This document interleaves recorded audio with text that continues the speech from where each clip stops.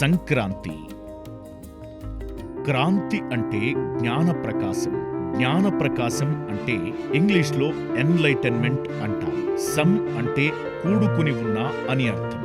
వెరసి సంక్రాంతి అంటే జ్ఞాన ప్రకాశంతో కూడుకుని ఉన్నది అని అర్థం. జీవితంలో అనుక్షణం సంక్రాంతి ఉండాలి. ఒక్క క్షణం కూడాను క్రాంతి లేకుండా ఉండకూడదు. ఇదెలా సాధ్యం? ఒక్కటే మార్గం.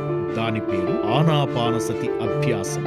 ఆనాపానసతి అభ్యాసమే ఏ క్రాంతికారుడి సందేశమే. ఆనాపానసతి అభ్యాసమే ఏ యోగివరేణ్యుడి జీవితమే. బ్రహ్మర్షి పత్రిజీ.